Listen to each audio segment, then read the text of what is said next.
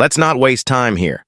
People like you don't qualify for loans this size, unless you've got a scratch-off ticket in that purse.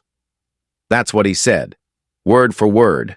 And when he said it, he didn't even blink. He just sat there behind that polished desk, in his gray suit and Metro Bank name badge, looking at her like she was the punchline to some joke he'd told 100 times before. It wasn't loud, it wasn't dramatic, but it hit like a slap across the face. Not just to her, but to anyone who's ever walked into a place like that and been judged the second they opened the door. The room didn't go quiet. It went still. You could feel the air shift, like the bank itself knew something ugly had just been said, but nobody was sure what to do with it. Before we dive in, where are you watching from?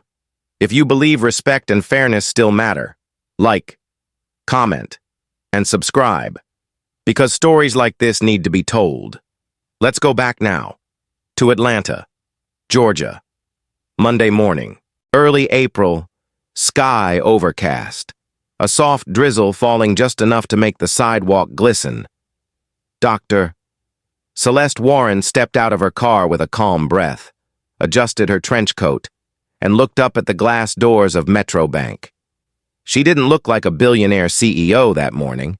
She wasn't wearing pearls or Prada, just a beige coat, black turtleneck, dark jeans, and a quiet confidence that came from surviving enough years in boardrooms that didn't always want her there. She walked in without fanfare, just her and a simple black folder under her arm. Inside were all the things banks usually ask for: immaculate tax returns, solid business projections, clean credit, and more than enough collateral. But Celeste wasn't there to ask for anything. She was there to observe, to see, without title or press release, how the branch handled everyday people who looked like her. Because behind that quiet woman was Warren Impact Capital, a $1.6 billion community investment firm that had helped hundreds of families start businesses, save homes, and break generational cycles of being told no. She'd made the appointment under a shortened version of her name. C. Warren.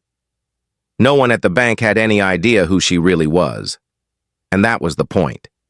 Inside, the branch was clean, well lit, and calm. A light jazz tune played over the speakers. A couple waited quietly by the mortgage desk.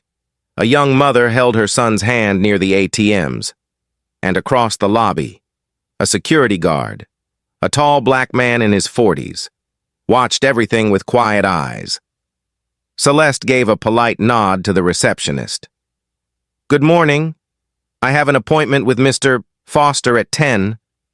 The receptionist smiled, clicked her mouse, and nodded. "Yes, ma'am. Please have a seat. He'll be with you shortly." She sat, patient, composed, the kind of presence that draws attention without trying. She didn't scroll her phone. She didn't look around nervously. She just waited, and right on time. A man in a stiff suit and a forced smile walked out, clipboard in hand. "Ms. Warren?" he called out. Celeste stood. "That's me." He extended a quick handshake. "Gerald Foster. Right this way." She followed him into a corner office with glass walls. The door clicked shut behind them. At first, it was routine. ID, documents, some light conversation. But then, somewhere around minute 6, things shifted. Gerald started glancing at her file with narrowed eyes. His tone changed, went from polite to suspicious. He asked, twice, how she started her company, questioned the numbers, looked at her like something didn't add up, and when she explained her business model, funding community co-ops and first-time entrepreneurs, his mouth twisted, just a little. That's when he leaned back in his chair, tapped the edge of her folder, and said it. "Let's not waste time here. People like you don't qualify for loans this size, unless you've got a scratch-off ticket in that purse." Celeste didn't flinch. She simply let the words land, sat still for a second, then calmly said, "I'd like to proceed with the application." Gerald chuckled under his breath. Look, if you go forward with this, the system will flag it as a formal denial. That's not something you want on your file. My advice? Withdraw the application. That way, there's no record of rejection. She looked him in the eye and said nothing. Not a single word. Just picked up her folder, stood, and walked out of the office, back into the lobby, and took her seat again. She wasn't done. Not even close. And that's where this story truly begins. Celeste didn't leave. She didn't storm out. She didn't raise her voice or demand to speak to a supervisor. Instead, she walked calmly out of Gerald Foster's office and sat right back down in the waiting area. Same chair, same quiet presence, same folded hands resting lightly on her lap. It was a simple act, but in that moment, it held power. Something about the way she stayed, not out of confusion, but out of conviction, began to shift the energy in the room. Karen Wilkins, the credit officer who sat just 2 desks down, had overheard bits and pieces of the conversation. She hadn't meant to listen, but Gerald wasn't exactly subtle. And now, as she looked over at Celeste, sitting so still, her fingers paused on her keyboard. Karen had worked at Metro Bank for over 11 years. She knew how things were supposed to go. She knew the code words people used when they didn't want to say the quiet part out loud. And she'd heard Gerald say that kind of thing before. Maybe not those exact words, but close enough to sting. She wanted to say something, but she hesitated. This was Gerald's branch. After all, speaking up could mean a warning, or worse. Just then, Marcus Hill, the bank's security officer, stepped in from outside, shaking off the drizzle and nodding to the front desk staff. Marcus was tall, in his early 40s, with deep-set eyes and a quiet strength. He spotted Celeste right away, and his brow furrowed, just slightly. She looked familiar, but he couldn't quite place her.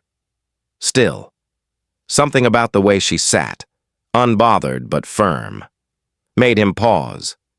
He'd seen that kind of posture before, in his sister, in his grandmother, in the women in his life who'd had to carry their dignity into rooms that didn't always make space for it.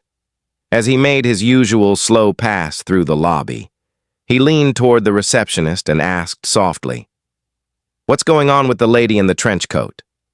The receptionist shrugged, whispering, "Loan appointment. Didn't go well. I think, but she's still waiting." Marcus nodded, then glanced once more in Celeste's direction. Something didn't feel right. Back inside the office area, Gerald was already back at his desk, scrolling through his inbox, shaking his head. "Unbelievable," he muttered. "They think walking in here with a few charts and confidence is gonna fool anyone." His voice wasn't loud, but just enough for Karen to hear. She stiffened. Her hands hovered over her keyboard. She didn't say a word, but something in her gut twisted. At that moment, Daniel Tran, a young associate who had joined the bank just 3 months prior, returned from his lunch break. As he passed Karen's desk, she stopped him gently. "Hey," she whispered, "do me a favor. Just keep an eye on Mr. Foster for a bit. I think we've got a situation brewing." Daniel blinked. "What kind of situation?" Karen hesitated. "Just listen. Be present." Across the lobby, Celeste quietly watched as an older black woman, maybe in her 70s, shuffled in through the front doors, holding a worn handbag and a stack of crumpled papers. Her name was Monique Harris. She looked like she'd seen a few hard seasons in life, but she walked with pride and moved with purpose. She approached the help desk and asked if someone could assist her in submitting a loan deferment request. But within minutes, Celeste could see what was happening. The young teller at the counter looked overwhelmed, flipping through Monique's paperwork with visible frustration. "Ma'am, this form's filled out wrong. he said, voice sharp. "We can't process it like this." Monique, clearly flustered, replied, "I did my best.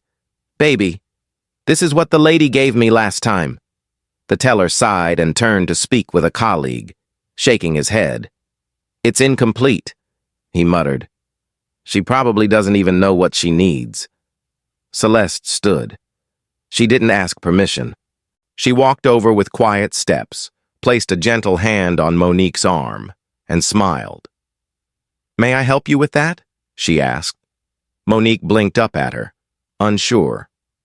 "I used to be a financial advisor," Celeste said, soft enough for only the two of them to hear.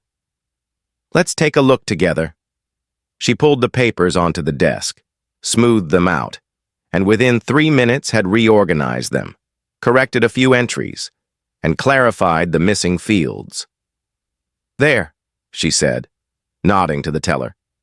"It's all here now. You can proceed." The teller, caught off guard, looked down, then nodded. Yes, ma'am." Monique turned to Celeste, eyes glistening. "Thank you, baby. Lord knows they don't make this easy." Celeste just smiled. "You're doing fine. They should have explained it better." Karen watched the entire exchange from her desk. So did Daniel. So did Marcus. And so, quietly, did everyone else. Even the customers seated nearby glanced up from their phones. In that moment, something shifted. Celeste hadn't just helped fill out a form. She'd changed the temperature of the room. She didn't need a badge or a title. Her presence alone carried weight. She walked back to her seat and sat down as if nothing had happened. But Gerald saw it all, from behind his office glass, and his face tightened, not with embarrassment, with irritation. Daniel walked back to his desk, leaned slightly toward Karen, and whispered, "Who is she?" Karen didn't answer. Not yet. She wasn't sure, but she felt it. In her chest. Whoever that woman was. She wasn't just another applicant. She was something bigger, something steadier, something the branch hadn't seen in a long time. And though no one had said it out loud yet, they all knew. The moment was building towards something. Quietly, slowly, but it was coming. Celeste sat back down in her chair, calm as ever, though the lobby around her felt noticeably different now. Quieter, more alert, like the whole room had taken a deep breath and was holding it. No one spoke her name, and yet all eyes seemed to glance her way. Not openly, not rudely, just subtle flickers of awareness. Karen tried to focus on the loan review sheet in front of her, but the words blurred. Her thoughts kept circling back to what Gerald had said, and to what Celeste had done.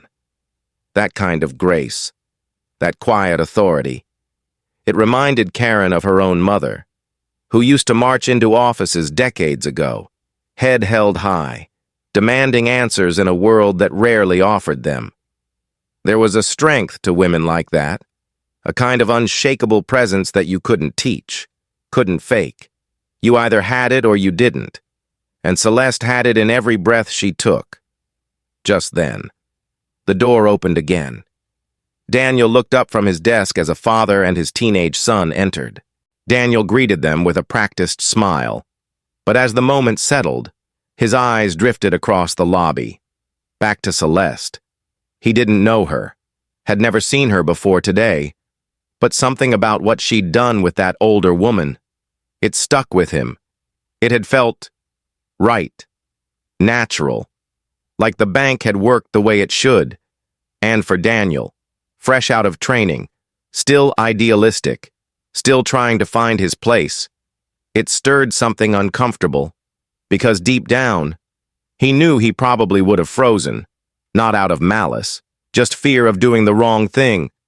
But Celeste hadn't hesitated. She hadn't asked for permission to help. She just did what was right. Across the room. Marcus Hill remained at his usual post near the door, arms crossed, eyes calm, but his mind working. As more customers trickled in and out, he kept glancing toward Celeste. The memory was still coming into focus. A news article. Maybe. No. A Foundation newsletter. Perhaps. Then it hit him. 3 years ago, his sister Simone had received a community business grant, enough to start a daycare in their neighborhood. Marcus remembered the ceremony. He hadn't gone. But Simone came home glowing, holding a plaque with a gold trim, the name on it, Warren Impact Capital. And the woman on the brochure?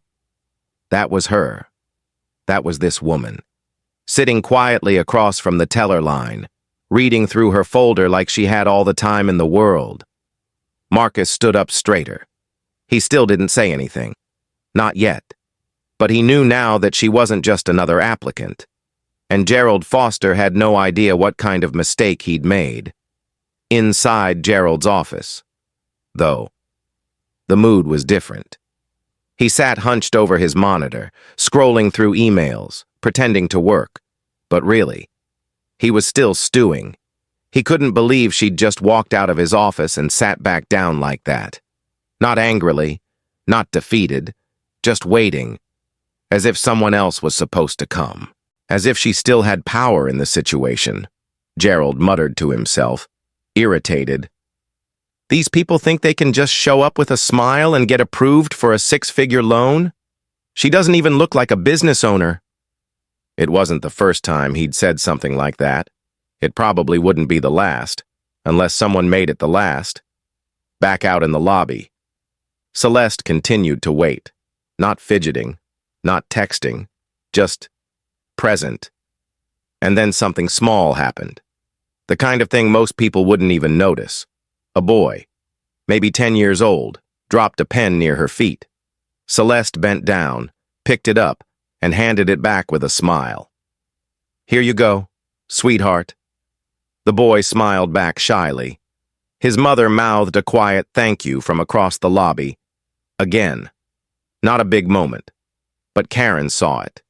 Daniel saw it. Marcus saw it. And bit by bit, people began to realize this woman was not the problem here. In fact, she might be the only one in the building acting like the place was hers to protect. Then, almost as if the building itself had a mood, things started to feel off. A printer jammed. The jazz music stopped mid-song and restarted awkwardly. The air conditioning kicked on too strong, and right in the middle of it all, an older white couple was called into Gerald's office. No appointment, no folder, no questions. Karen noticed. So did Daniel, and Marcus, and Celeste. She didn't even blink, but Karen was starting to sweat. She leaned toward Daniel, whispered, "Did they have a booking?" Daniel shook his head. "Not that I saw." Karen's stomach turned. This wasn't just awkward anymore. This was systemic, and it was unfolding in real time. And then, a moment that sealed it. Gerald walked out of his office just long enough to stretch, take a sip of coffee, and glance across the lobby.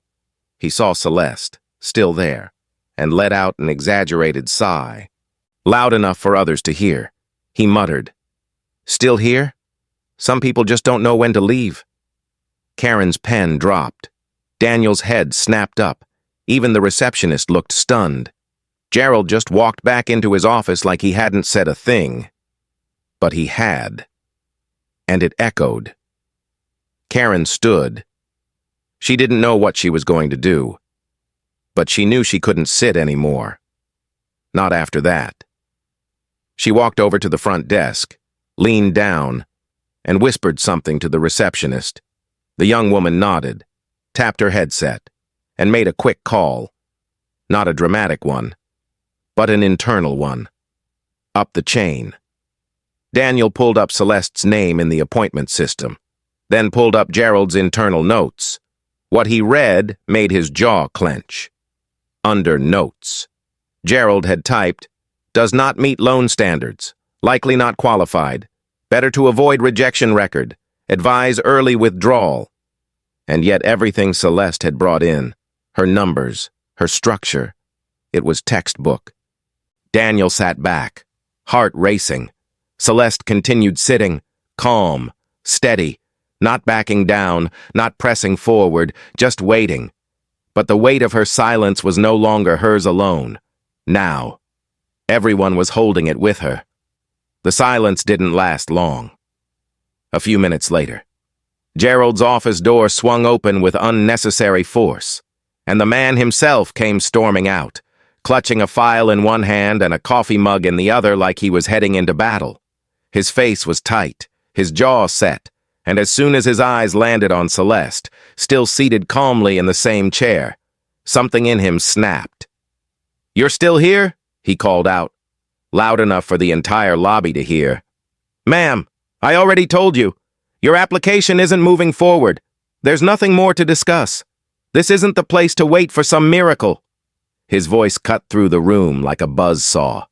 Heads turned. Conversation stopped. Karen froze behind her desk, fingers hovering in midair. Daniel looked up from his screen, eyes wide. Marcus took a step forward, his hand resting gently near his badge, not because anything physical was happening, but because the tension had started to ripple like static in the air. Celeste, meanwhile, didn't flinch. She slowly turned her head toward Gerald and met his stare without a hint of fear. Her voice was low, calm, and clear. "I'm not waiting for a miracle. Mr. Foster, I'm waiting for someone with actual authority." That was all she said. Just that. But the weight of it, the truth in it, landed like thunder. Gerald's mouth twitched, his fingers tightening around the folder. "Excuse me?" he barked. "You don't get to question my authority. This is my branch, and I said no." Celeste stood up now, smooth and deliberate. She wasn't angry. She wasn't dramatic. She was steady, like the eye of a storm that hadn't quite arrived. "Your title doesn't make you right," she said plainly. "And your tone doesn't scare me." The room was absolutely still. Gerald's face flushed red, not with shame, but with embarrassment. How dare she speak back? How dare she not shrink? "You have no idea who you're talking to," he said under his breath, though still loud enough for everyone nearby to hear.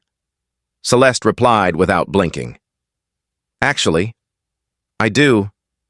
That's why I'm still standing here." Marcus moved now, slowly crossing the lobby. Not to interfere, just to be near, just in case.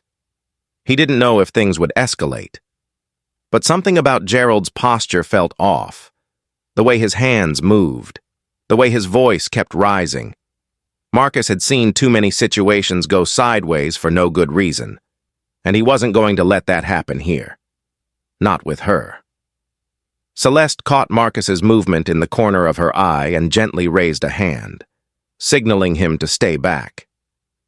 "It's okay," she said softly, not taking her eyes off Gerald. "We're just having a conversation."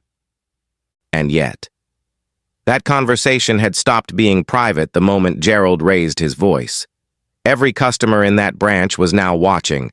Every employee was holding their breath. Karen stood up behind her desk but didn't speak. She didn't know what to say. She only knew that Gerald had crossed a line, and everyone knew it. Gerald, flustered now, tried to regain control. He turned to the front desk. "Call building security," he snapped. "She's loitering now." But the receptionist didn't move. She glanced over at Marcus, who was already here, and then looked to Karen, who was slowly shaking her head. "You don't need security," Karen said carefully. "She's not doing anything wrong." Gerald glared at her. "She's being disruptive." Karen didn't back down. "No, sir. You are." That was the moment the room shifted. It was like something cracked open in the air. For the first time, someone on the inside said it out loud. Gerald's eyes darted between them. And then he did what people like him often do when the spotlight turns around. He blamed everyone else. "This is insubordination," he snapped. "All of you. We'll deal with this later." But it was already too late. The power he once carried in that room had started to unravel. Thread by thread, Celeste, still standing, calmly looked around the room, not in arrogance, not in judgment, just watching. She could feel it now. The moment was coming. The energy was shifting. She looked back to Gerald, voice steady as ever. "You don't need to worry about dealing with this later. Mr. Foster, someone else will be here to handle it very soon." Gerald scoffed, clearly rattled now. "Oh, really? And who exactly is coming to save you? Your lawyer? A friend in corporate?" He laughed bitterly. "Please, I've been here 23 years. I know how this works." Celeste gave the slightest smile. "You're right. You do know how this works. But what you don't know is who I am." And that's when Daniel stood up from his desk. He didn't know why. Not really. But his legs just moved. "Sir," he said quietly. Gerald turned, annoyed. "What?" Daniel swallowed hard. "I think we should wait before doing anything else. There's something going on here that doesn't feel right." Gerald rolled his eyes. "Sit down. Tran, this isn't your call." But Daniel didn't sit. Instead, he walked over toward Karen, who was now standing tall behind her workstation. "She's not the problem," Karen said out loud now. Her voice was stronger this time. "We all saw it. We all heard it. This is on you, Gerald." And just like that, it was no longer Celeste versus Gerald. It was the entire room, slowly, quietly, aligning itself with the truth. Gerald looked around, realizing just how alone he'd become in a matter of minutes, and for the first time all morning. He didn't have anything to say. Not really. He opened his mouth, then shut it. His posture slumped slightly, and yet, he still didn't apologize. He couldn't. People like him rarely do. Celeste turned away from him now, gently smoothing her coat, and sat back down. The conversation was over. She didn't need to shout. She didn't need to argue.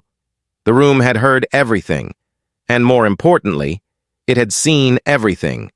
Then, just as the tension reached its highest point, the front doors opened once more, and a man in a tailored Navy suit stepped inside. Shaking off the rain, he carried no briefcase, just a quiet authority in his stride. Gerald looked up and immediately went pale. Karen caught her breath. Daniel straightened his spine. And Marcus? He smiled. Just slightly. Because he knew. That man wasn't just anybody. He was somebody. And whatever was about to happen next, Gerald Foster wasn't ready for it. The man in the Navy suit didn't walk in like a stranger. He walked in like someone who already knew where he was going. He glanced briefly around the room, taking in the stillness, the tension, the way every set of eyes had turned in his direction. Then, with a calm, businesslike stride, he headed straight toward Celeste, and as soon as he reached her, his face broke into a respectful smile. "Dr. Warren," he said warmly, extending his hand. "I'm so sorry for the delay. Traffic was awful. I got here as quickly as I could." Celeste stood and shook his hand like they'd done it 1,000 times before. "No worries, Richard," she replied. "I figured you'd show up when it mattered most." Gerald Foster, still standing nearby, blinked, once, then again, trying to process what he'd just heard. "Wait, Dr. Warren?" he repeated, uncertain. Richard Lane turned toward him now, posture straight and professional. "Mr. Foster, I believe you've already met Dr. Celeste Warren. She's not only the CEO of Warren Impact Capital, but also a key strategic partner of Metro Bank. Her foundation is currently finalizing a multi-million-dollar community reinvestment contract with our institution." He paused, just long enough for the weight of that sentence to sink in. Or at least, was The silence that followed was deafening. Gerald's mouth opened slightly, but no sound came out. His hands, which had moments ago been shaking with irritation, now trembled for a different reason entirely. Karen let out a soft, audible gasp. Daniel's eyes went wide, his mind scrambling to piece together the full picture. And Marcus? He nodded slowly, arms folded, a look of quiet satisfaction crossing his face. "Knew I recognized you," he muttered to himself, just loud enough for the front desk receptionist to hear. Celeste didn't gloat. She didn't smirk. She simply stood there, composed, dignified, and still. The same woman who'd been insulted, dismissed, and told to go buy a lottery ticket, now revealed to be the very person whose investments kept Metro Bank relevant in underserved communities across the state. Richard wasn't finished. Dr. Warren's firm manages over $1.6 billion in community capital, he continued. She personally oversees our equity partner network in the Southeast region. This branch, your branch, was set to pilot our next initiative. He paused again, voice calm but clipped. And I've just received a report detailing how she was treated during today's visit. Gerald finally found his voice, though it came out shaky and unsure. Sir, I didn't know. She didn't identify herself. She came in alone. She wasn't on the VIP list. Richard turned to him, eyes steady. That's the point. Gerald, she shouldn't have to be on a list to be treated with basic decency. A potential client with proper documentation was insulted, discouraged, and then publicly embarrassed. And it wasn't just a lapse in tone. It was a pattern, one we've warned you about before. Celeste remained quiet as Richard spoke, but there was a quiet storm building in her eyes, not of rage, but of clarity. She wasn't here to shame him. She was here to hold up a mirror, and right now, Gerald Foster was seeing himself in it, clearly, maybe for the first time in years. He looked around, desperate for backup, but found none. Karen stood with her arms folded, no longer timid. Daniel stayed close, head high, expression sharp. Even the receptionist avoided eye contact. Gerald was alone now, and he knew it. Celeste finally spoke again, and her voice was soft, but filled the entire room. Mr. Foster, when I walked into your office this morning, I wasn't looking for special treatment. I didn't need red carpets or compliments. I simply wanted to be treated like any other qualified applicant, with fairness, respect, and professionalism. But you didn't see a professional. You didn't see an executive. You didn't even bother to see a human being. You saw a black woman and assumed she didn't belong. Gerald looked like he wanted to speak, but Celeste kept going, her tone never rising, her words landing like stones in still water. You didn't deny me based on numbers or policy. You denied me based on perception, and that perception has no place in the kind of future we're building. Not here, not anywhere. Richard nodded beside her, then turned back to Gerald with finality. Effective immediately. You are being relieved of your position as branch manager pending further review. HR will follow up with you before the end of the day. I'll handle the staff communication personally. The color drained from Gerald's face. Wait, Richard, please. I've given this bank 23 years. And Dr. Warren has given it a future, Richard said firmly. One that you've now jeopardized. Celeste didn't say another word to Gerald. She turned instead to Karen. Thank you for speaking up, she said sincerely. Karen's voice caught in her throat, but she managed a quiet. I should have said something sooner. Celeste smiled gently. Saying something now still matters. Then she looked at Daniel. You've got potential. Don't let silence steal it from you. Daniel nodded, deeply. Yes, ma'am. Finally. She turned to Marcus. "I remember your sister," she said. "Simone Hill. She's doing incredible work. Tell her I said hello." Marcus smiled wide, pride evident in his posture. "Will do, Dr. Warren. And thank you." The lobby, moments ago filled with tension and dread, now felt lighter, not because everything had been fixed, but because someone had finally called it what it was. Gerald walked slowly back into his office, not escorted, not yelled at, just dismissed. That was the real punishment.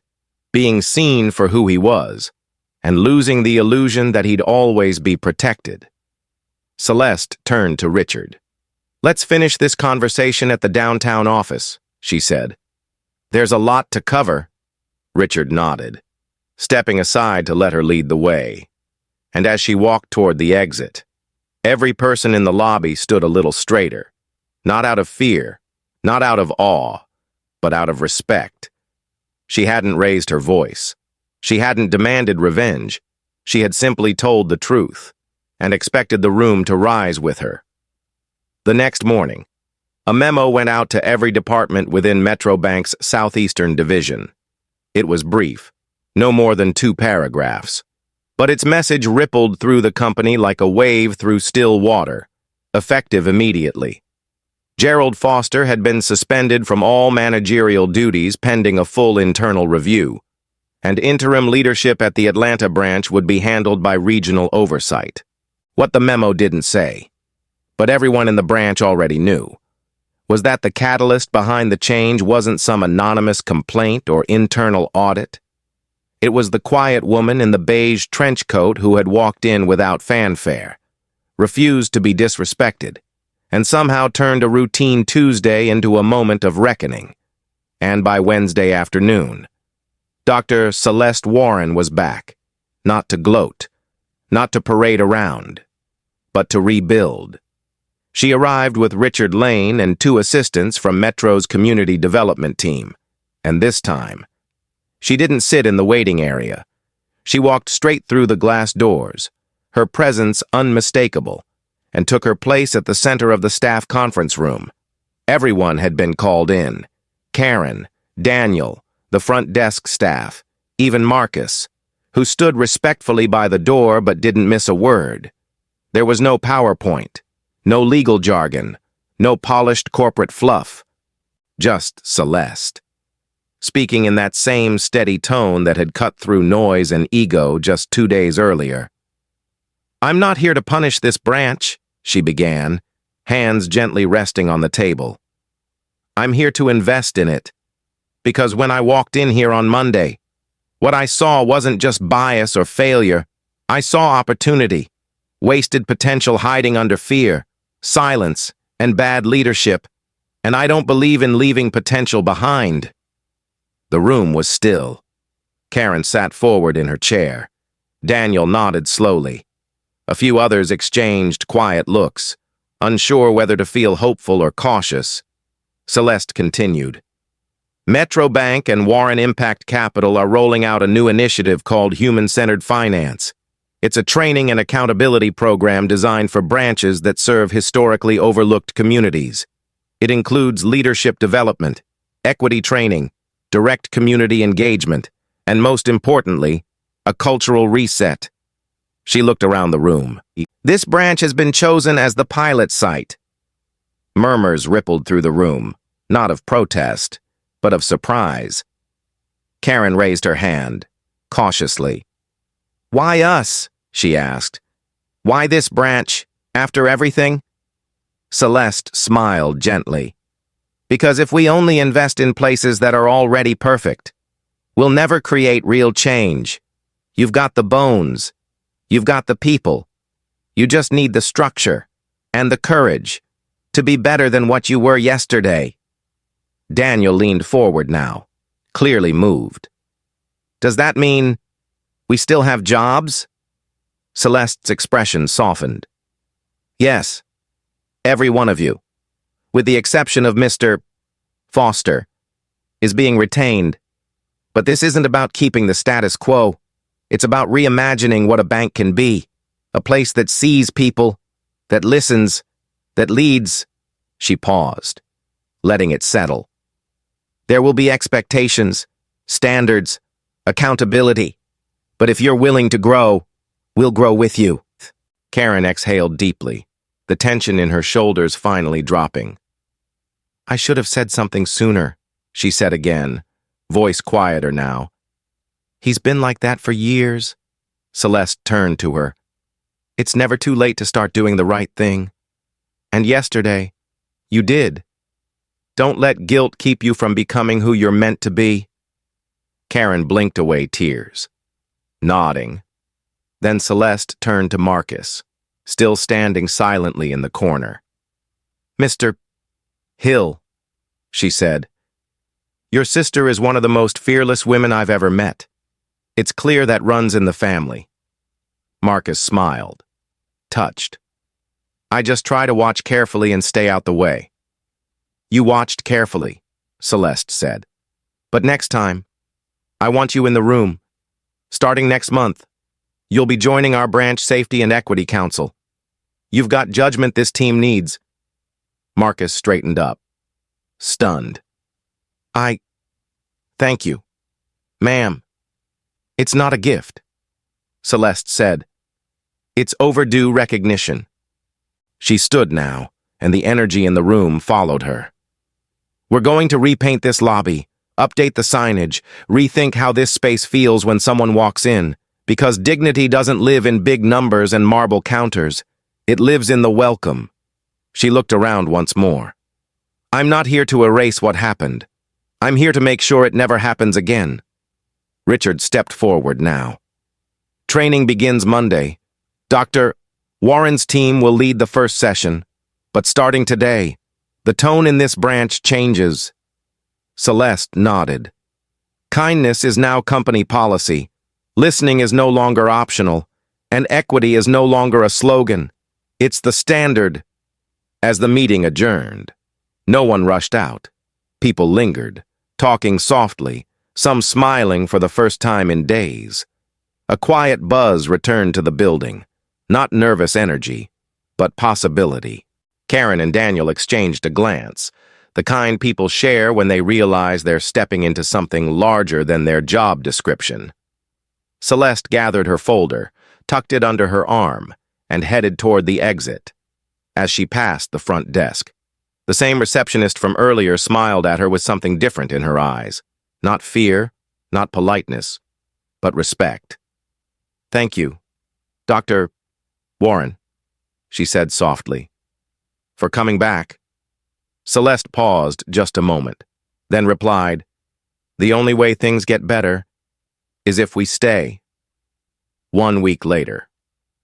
The branch didn't look the same, not in the way a new coat of paint or rearranged furniture changes a space, but in something deeper. The tension that used to hum beneath the surface had lifted. The lobby, once sterile and guarded, now felt human. There were new community brochures on the counters, including one titled Financial Literacy for All Ages. The front desk staff had started greeting people with real warmth, not scripted, but sincere. The tone inside was different. Conversations were slower, eye contact was stronger, and people felt seen in a way that couldn't be faked. Marcus now wore a badge that read Equity and Safety Liaison, and his presence no longer faded into the walls. Karen and Daniel had just wrapped their first internal training session, co-led, thoughtfully, with Celeste's team. They'd spoken honestly about bias, silence, and what courage looks like when you're standing next to the problem instead of across from it. And for the first time, the staff felt like a team. They weren't perfect, but they were present, and that was the beginning. Celeste hadn't returned to the branch during the week. She hadn't needed to. Her team was there, guiding, listening, adjusting. She'd wanted the staff to grow into the change on their own, not to follow orders, but to find ownership. But that following Friday, just after lunch, she came by, quiet, alone, no entourage, no press, She stood outside for a moment under the soft Georgia sun, watching through the glass doors as a young woman helped an elderly customer fill out a deposit slip, smiling the entire time. Celeste stepped inside and waited patiently at the edge of the lobby, her presence like a breeze, gentle but undeniable. Daniel spotted her first and smiled. "Dr. Warren," he said warmly. "Back to check our homework?" She chuckled softly. "Just taking the temperature." Karen joined them a moment later, her expression brighter than Celeste had ever seen it. "It's been a week," Karen said. "Feels like a new place." "It looks like one," Celeste replied. "But how does it feel?" Karen didn't hesitate. "Like we're finally doing the job we were hired for. The real job." Just then, a small voice piped up beside them. A boy, maybe 8 or 9, stood near the community book stand, clutching a quarter and a flyer. He looked up at Celeste with wide, curious eyes. "Excuse me," he said, soft but clear. "Are you the lady who bought the bank?" The question caught everyone off guard. Celeste crouched down a little to meet him eye level. "No, sweetie," she said, smiling gently. "I didn't buy the bank." The boy tilted his head. "But everyone listens to you." She paused, then nodded slowly. "I didn't buy it. I just helped make it better." The boy seemed satisfied with that, and Celeste handed him a sticker from the new kids' financial literacy table. "You learn about money yet?" she asked. "A little," he said.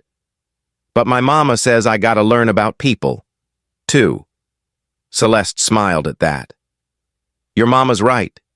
You get that part down, and the rest gets easier." As the boy ran back to his mother, Karen stood watching, her expression thoughtful. "That right there," she said. "That's the difference you made. He's not afraid of this place. He thinks it belongs to him, too." Celeste looked around. "It does. That's the point." She walked over to the far wall where an old plaque had been taken down. In its place now was a simple framed quote, printed in bold letters. "Fairness doesn't always shout. Sometimes it just refuses to stay silent any longer." Below it was the new name of the branch's equity program, the Warren Initiative. Celeste turned back to Karen and Daniel. "You know, when I was a little girl, my mother came to a bank not far from here. She had $27 and a handwritten envelope. She wanted to open a savings account. They told her she couldn't, because she didn't have collateral. She cried all the way home. That was my first lesson in how institutions decide who matters. And I promised myself, someday, I'd rewrite that rule." She didn't say it bitterly. She said it like a memory she had made peace with, but never forgotten. Daniel looked down, hands in his pockets. "I'm sorry," he said quietly. Celeste shook her head. "Don't be. Just don't let it happen again. To anyone." She didn't stay long after that. Just long enough to see the boy wave at her through the glass, and long enough to see the team get back to work, not because someone told them to, but because they wanted to. As she stepped outside, the sun broke fully through the clouds, and for a moment, she stood still, letting it hit her face. She wasn't angry anymore. She wasn't tired. She felt clear. Change doesn't always look like a protest. Sometimes it looks like a woman refusing to leave the lobby. Sometimes it looks like a staff finally finding its voice. And sometimes it looks like a little boy believing a bank might actually have room for him. She walked slowly back to her car, her heels quiet on the pavement. She wasn't coming back for a while. The work was already in motion. And as she opened her door, she glanced once more toward the Metro Bank sign above the building.